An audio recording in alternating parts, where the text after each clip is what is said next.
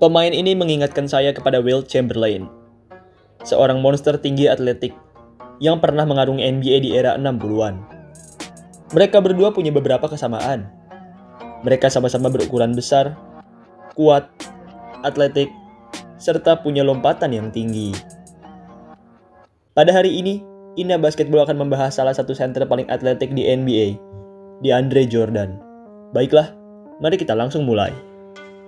DeAndre Jordan lahir di Houston, Texas, pada tanggal 21 Juli 1988. Jordan tumbuh dan besar di tempatnya dilahirkan, yaitu Texas. Saat SMA, ia bersekolah di SMA Episcopal, yaitu sebuah sekolah di kota Bel Air, Texas. Ia tampil mengesankan di sekolah tersebut. Pada musim terakhirnya di sekolah tersebut, Jordan berhasil menjadi pemimpin di sekolahnya dengan rata 16,5 poin, 14 rebound, dan 7 blocks. Usai 3 tahun bersekolah di Episcopal, Jordan pun pindah ke sekolah lain, yaitu Christian Life Center Academy. Jordan tampil makin garang di sekolah barunya ini. Ia bahkan saat itu sempat mencetak 20 blok pada sebuah pertandingan. Itu merupakan rekor baru di sekolahnya. Jordan sendiri saat itu mencatatkan rataan 26,1 points, 15,2 rebounds, dan 8,1 blok di musim seniornya bersama Christian Life ini. Ia juga saat itu mendapat beberapa penghargaan, seperti Third Team Parade All-American, serta All-State Selection. Usai lulus SMA, pada Juli 2007, Jordan pun bermain untuk timnas U19 Amerika. Jordan tampil cukup bagus di turnamen internasional ini. Saat itu, Jordan yang mencatatkan 5,6 poin, berhasil menolong timnas Amerika meraih juara 2. Usai bermain untuk timnas, Jordan pun berkuliah di Texas A&M University. Jordan tampil cukup baik di musim pertamanya di level basket kuliahan. Saat itu, Jordan yang baru berusia 19 tahun berhasil menjadi pemimpin di timnya dalam urusan persentase field goals, rebounds, dan block. Yang namanya manusia pastilah tidak sempurna. Meskipun terlihat garang di area paint, tapi Jordan punya satu kelemahan, yaitu free throw. Jordan memiliki free throw yang amat buruk saat itu. Ia bahkan hanya mampu mencatatkan rataan 43%, menjadikannya sebagai pemain dengan free throw terburuk di timnya. Jordan sendiri hanya bermain selama 1 musim di level basket kuliahan ini, dan selama itu, ia berhasil mencatatkan rata-rata 7,9 points, 6 rebounds, dan 1,3 blocks per game. Pada tahun 2008, Jordan pun memutuskan untuk mengikuti draft NBA. Beberapa pengamat memprediksi bahwa Jordan akan terpilih di urutan belasan hingga 20-an. Nyatanya, Jordan hanya terpilih di urutan ke-35. Cukup jauh dari prediksi para pengamat. Jordan sendiri bisa terpilih di pick serendah itu karena Jordan memiliki fundamental yang kurang bagus. Ia memang sangat atletis dan besar. Namun kemampuan basket lainnya seperti shooting, passing, hingga footwork masih kurang matang untuk ukuran NBA. Jordan mengawali awal-awal karirnya dari bangku cadangan. Sebagai pemain cadangan muda, Jordan bisa dibilang tampil cukup baik. Ia mampu memberikan kontribusi yang oke dalam rebound dan block, namun ia juga mampu membantu timnya dalam mencetak poin. Di musim ketiganya, tepatnya di musim 2010-2011, Jordan pun akhirnya mendapat menit bermain yang lebih dari pelatihnya. Kepercayaan dari sang pelatih ini berhasil ia bayar dengan baik. Saat itu, Jordan mengalami banyak peningkatan pada berbagai aspek statistik, khususnya dalam poin, rebound, block, persentase field goal, serta persentase free throw. Penampilan terbaiknya di musim ketiganya ini adalah pada tanggal 5 Januari 2011, tepatnya saat ia berhadapan dengan Denver Nuggets. Saat itu, Jordan yang bermain selama 41 menit berhasil tampil sangar dengan sumbangan 14 poin, 20 rebound, dan 6 block. Ia juga saat itu berhasil memimpin timnya menang dengan skor 106-93. Melihat performa Jordan yang meningkat, Golden State Warriors pun jadi tertarik dengan Jordan. Mereka pun saat itu menawarkan Jordan kontrak sebesar $43 juta selama 4 tahun. Mengetahui hal ini, Clippers pun ambil tindakan.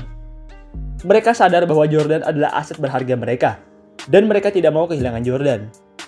Akhirnya, sehari setelah Warriors menawarkan kontrak kepada Jordan, Clippers pun menawari kontrak yang sama besar dengan Warriors. Jordan rupanya tetap memilih bermain di Clippers. Ia terlihat sudah betah dengan tim asal Los Angeles ini. Usai mendapat kontrak baru, Jordan pun mengubah nomor jersinya menjadi nomor 6. Jordan mengalami sedikit peningkatan di musim keempatnya ini. Jordan juga sudah dipercaya sebagai starter oleh sang pelatih. Hal ini terbukti lewat dimainkannya Jordan sebagai starter pada seluruh pertandingan Clippers di musim tersebut.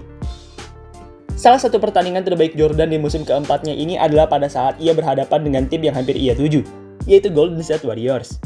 Saat itu, Jordan yang bermain selama 30 menit berhasil mencetak 8 blok. 8 blok tersebut merupakan pencapaian tertingginya saat itu. Pada musim 2012-13, Jordan pun mencatatkan pencapaian baru pada karirnya. Pada musim tersebut, Jordan berhasil memimpin NBA dalam urusan persentase field goals. Jordan saat itu mencatatkan 64% field goals. Itu merupakan yang tertinggi di musim 2012-13. Menariknya, meski punya persentase field goals yang bagus, tapi Jordan punya persentase free throw yang sangat buruk. Jordan saat itu hanya mampu mencatatkan persentase free throw sebesar 38%, menjadikannya sebagai salah satu pemain dengan free throw terburuk di musim tersebut. Oh iya, pada musim ini, Jordan juga sempat melakukan dunk gila super keren.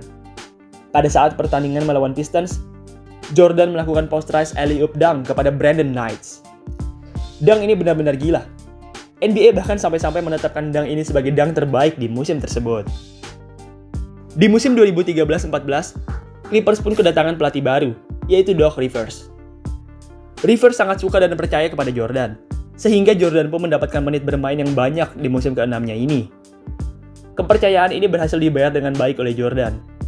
Jordan benar-benar mengalami perkembangan besar, terutama dalam hal rebounds dan blok. Ya, Jordan benar-benar tampil luar biasa pada dua aspek tersebut. Ia memiliki 31 pertandingan di musim tersebut, di mana ia mencetak 15 rebound atau lebih dalam satu pertandingan. Ia juga sempat mencetak 9 blok pada salah satu pertandingan di musim tersebut, yang mana menjadi karir high-nya sampai saat ini. Oh iya, Jordan sendiri akhirnya mencatatkan rataan 13,6 rebounds per game. Dengan rataan sebesar itu, ia pun menjadi pemain dengan rebounds per game terbesar di musim 2013-14. Di musim berikutnya, Jordan tampil semakin bagus. Jordan juga beberapa kali mencatatkan sejarah baru bagi dirinya, mulai dari mencetak career high 27 rebounds pada saat bertanding melawan Dallas, hingga mencetak sebuah 3 points pada pertandingan melawan Dallas juga. 3 points ini menjadi perhatian tersendiri bagi saya, mengingat 3 points ini merupakan 3 points pertama, dan sampai detik ini masih menjadi satu-satunya 3 points yang berhasil ia cetak. Jordan sendiri mengakhiri musim ini dengan rataan 11,5 points, 15 rebounds, 2,2 blok, dan 71% field goal. Ia saat itu menjadi pemimpin di NBA dalam urusan rebounds, serta persentase field goals. Pada off-season 2015, Jordan pun berstatus sebagai pemain bebas agen. Saat itu, berbagai tim pun ramai-ramai menawarkan kontrak besar kepada Jordan. Salah satu tim yang paling serius menawari Jordan adalah Dallas Mavericks. Dallas benar-benar gencar ingin mendapatkan Jordan. Mereka bahkan berani memberikan kontrak besar dan berjanji akan memberikan berbagai upah serta peran yang besar di tim jika Jordan mau bergabung dengan mereka. Mengetahui hal ini, rekan-rekan setim Jordan di Clippers pun datang ke rumah Jordan untuk membujuknya supaya tidak berpindah tim. Black Griffin bahkan sampai-sampai menahan pintu rumah Jordan dengan kursi supaya ia tidak bisa keluar rumah dan bertemu dengan manajemen Mavs. Akhirnya, usai dibujuk dan melewati pertimbangan yang panjang, Jordan pun sepakat untuk masuk lagi ke LA Clippers. Seperti biasanya, Jordan tetap tampil bagus di Clippers.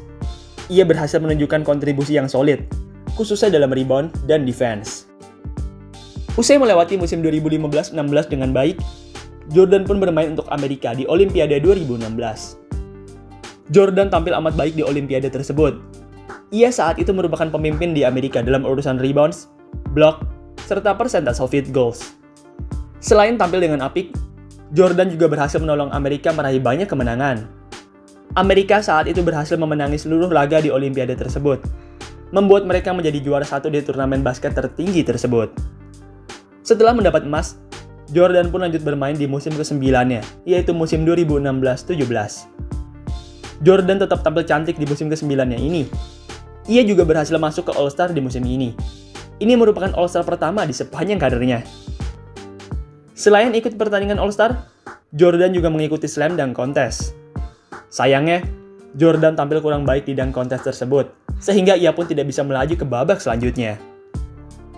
Jordan total bermain pada 81 pertandingan di musim 2016-17, dan selama itu, ia berhasil mencatatkan rata-rata 12,7 points, 13,8 rebounds, dan 1,7 blocks per game. Di musim selanjutnya, Clippers kehilangan salah satu pemain andalan mereka, yaitu Chris Paul. Dengan tidak adanya Chris Paul, Clippers pun lama-kelamaan terlihat menjadi kacau. Mereka juga saat itu sudah mulai merencanakan untuk membangun ulang tim mereka dengan melakukan sejumlah trade. Jordan merupakan salah satu nama yang dirumorkan akan di-trade. Nyatanya, Jordan selamat dari trade sampai akhir musim. Sebagai ganti Jordan, Clippers mengirim pemain bintang mereka, yaitu Blake Griffin, demi mendapatkan Tobias Harris. Jordan sendiri bisa dibilang tetap tampil solid di musim yang membingungkan ini. Meski tidak lagi ditemani Chris Paul dan Blake Griffin, tapi Jordan masih mampu mencetakkan produksi yang berarti. Jordan bahkan sempat mencetak career high 30 poin pada saat pertandingan melawan Celtics. Ia juga saat itu mencetak 13 rebound, 3 assist, dan 4 steal dalam usahanya menundukkan tim asal Boston tersebut. Oh iya, di musim 2017-18 ini, Jordan dan timnya tidak lolos ke babak playoff. Ya, mereka memang punya jumlah kemenangan yang lebih banyak dibanding kekalahan. Tapi, seperti yang kita tahu, Clippers berada di wilayah barat, dan wilayah barat dipenuhi oleh tim dengan rekor yang bagus. Sehingga bahkan tim seperti Clippers yang punya 42 kemenangan tetap tidak dapat lolos ke playoff wilayah barat. Usai musim 2017-18, kontrak Jordan dengan Clippers pun resmi selesai. Usai kontraknya habis, Jordan pun kemudian bergabung ke tim kampung halamannya, yaitu Dallas Mavericks. Jordan langsung meledak di masa-masa awalnya bersama Mavs ini. Pada awal-awal karirnya di sana, Jordan langsung mencetak 6 buah double-double. Dengan pencapaian ini, Jordan pun menjadi pemain Maverick pertama semenjak tahun 94 sebagai pemain yang berhasil memulai musim dengan paling tidak 3 double-double. Sayangnya, Jordan tidak punya waktu yang lama di Mavs.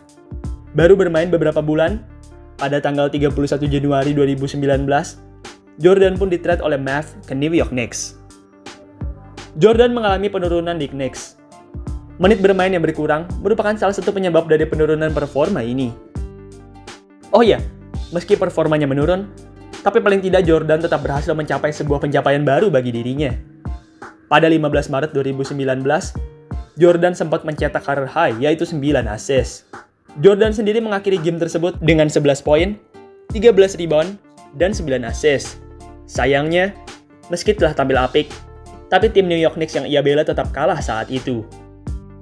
Usai musim 2018-19 selesai, pada off-season 2019, Jordan pun bergabung dengan tim super, yaitu Brooklyn Nets. Tidak seperti di Clippers, Mavs, dan Knicks, di Nets, Jordan ditempatkan sebagai pemain pengganti. Meski hanya ditempatkan sebagai pemain pelapis, tapi peran Jordan tetap terasa di pertandingan. Ia tetap mampu menjadi rebounder dan defender yang handal. Jordan juga kini semakin berkembang dalam urusan mencetak assist. Pada Maret 2020, Liga pun ditunda karena pandemi Corona. Banyak sekali pemain yang terinfeksi dengan virus ini. DeAndre Jordan merupakan salah satu pemain yang terkena virus ini. Akibat terkena Corona, Jordan pun harus istirahat selama beberapa minggu. Usai sembuh, Jordan pun bisa bergabung kembali dengan Nets untuk bermain di bubble. Meski begitu, Jordan memilih tidak pergi ke bubble. Ia lebih memilih untuk memulihkan dirinya, sembari berkumpul dengan keluarganya. Usai musim 2019-20 selesai, Jordan pun lanjut bermain di musim ke-13-nya, yaitu musim 2020-21.